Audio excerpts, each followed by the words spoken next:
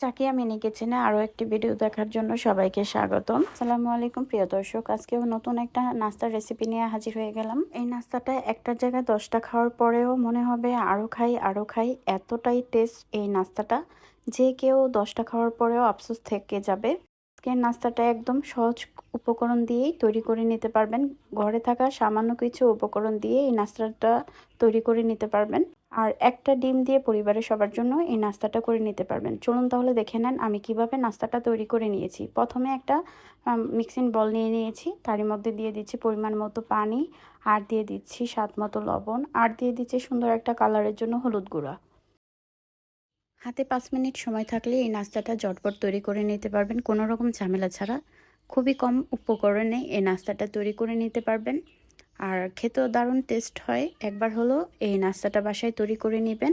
বাচ্চাদের টিফিনে, চায়ের আড্ডায় এই নাস্তাটা তৈরি করে নিতে পারেন। এখানে আমি মেজারমেন্ট কাপের 1 কাপ ময়দা নিয়েছি। আপনারা চাইলে এটা আটাও ব্যবহার করতে পারেন বা চালের গুঁড়ো দিয়েও করতে পারেন।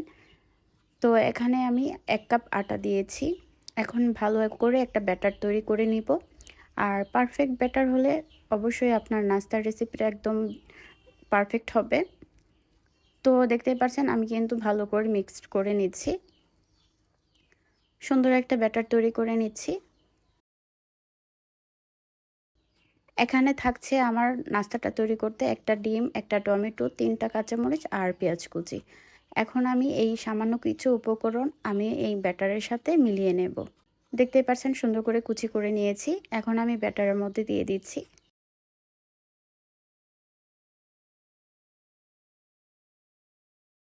তো এখন আমি ভালো করে মিশিয়ে নেব ব্যাটারের সাথে। আর এই নাস্তাটা এত টেস্ট লাগে, একবার বানালে মুখে টেস্ট লেগে থাকবে, বারবার বানাতে ইচ্ছে করবে। সকালে নাস্তা হিসেবেও আপনারা এই নাস্তাটা তৈরি করে দেখতে পারেন। খুবই মজাদার হয়, ছোট বড় সবাই অনেক প্রশংসা করবে এই নাস্তাটা খেয়ে। এখন একটা ডিম দিয়ে দিচ্ছি। ডিমটা ভালো করে মিক্সড করে নিতে হবে। যে খাবে সে আপনার ভক্ত হয়ে যাবে, এতটাই টেস্ট হয়।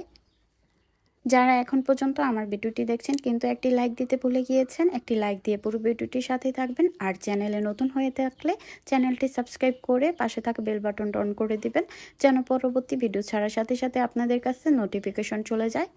আর কথা বলতে বলতে এখন আমি চলে যাচ্ছি চুলায়। চুলায় একটা প্যান বসিয়ে দিয়েছি, আর দেখতে পেরেছেন একদম অল্প পরিমাণে তেল দিয়ে প্যানটা ভালো করে মুছে নিয়েছি। এই পর্যায়ে দিয়ে দিচ্ছি 1 চামচ ব্যাটার। আপনারা চাইলে এখানে চিনি দিয়ে মিষ্টি করে নাস্তা দিয়ে বাচ্চাদের টিফিনও দিতে পারেন। টিফিনটা দেখবেন খালিই চলে আসবে, এতটাই মজা, বাচ্চারা খেয়ে নেবে। এভাবে করে নাস্তা তৈরি করে দিতে পারেন বাসায় সবার জন্য। সকালে বা বিকেলে চায়ের আড্ডায় বা বাচ্চাদের টিফিনে এই নাস্তাটা তৈরি করে দিতে পারেন। আর খুবই সফট হয়, একদম ছোট থেকে বড় সবাই পছন্দ করবে। দেখতে পাচ্ছেন কতটা সুন্দর কালার চলে এসেছে আর কতটা পারফেক্ট হয়েছে, আর খেতেও দারুণ টেস্ট লেগেছে। এভাবে করে নাস্তা একবার হলো বাসায় ট্রাই করে দেখবেন, ঝটপট তৈরি করে নিতে পারবেন এই নাস্তাটা। বিকেলের ক্ষুধায় একদম পারফেক্ট একটা নাস্তার রেসিপি। আজই ট্রাই করুন, না হলে মিস করবেন। বিকেলের চায়ের সাথে একদম জমে যাবে এমন মজাদার নাস্তাটা। এখনও যারা আমার ভিডিওটির সাথেই আছেন সবাইকে অসংখ্য ধন্যবাদ।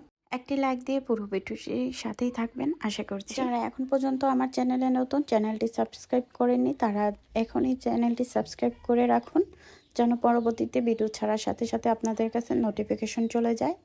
আর কথা বলতে বলতে আমি কিন্তু সবগুলো নাস্তা তৈরি করে নিয়েছি। একইভাবে আমি সবগুলো নাস্তা তৈরি করে নিয়েছি। আর এটা কিন্তু পরের দিন পর্যন্ত খেতে পারবেন, এতটা নরম সফট থাকে। আর বেশি করে বানিয়ে পরিবারের সবার জন্য পরিবেশন করতে পারেন। এক একজনের 10 থেকে 12টা খেয়ে নেবে, এতটাই মজা হয়। আর দেখতেই পারছেন আমি কিন্তু সবগুলো নাস্তা তৈরি করে নিচ্ছি। আর কতটা নরম হয়েছে, কতটা পারফেক্ট হয়েছে দেখেই বোঝা যাচ্ছে। একদম মুখে দিলেই মিলে যাবে এমন মজার নাস্তাটা। আজই ট্রাই করুন। আর আমার নাস্তার রেসিপিটা আপনাদের কাছে কেমন লেগেছে অবশ্যই কমেন্টে জানাতে ভুলবেন না। আরও নতুন নতুন ভিডিও পাওয়ার জন্য চ্যানেলের সাথেই থাকুন। আজকে এই পর্যন্ত, সবাই ভালো থাকবেন, সুস্থ থাকবেন। পরবর্তী ভিডিও নিয়ে আবারও হাজির হয়ে যাব। ভিডিওটির সাথে থাকার জন্য সবাইকে আবারও ধন্যবাদ। আল্লাহ হাফেজ।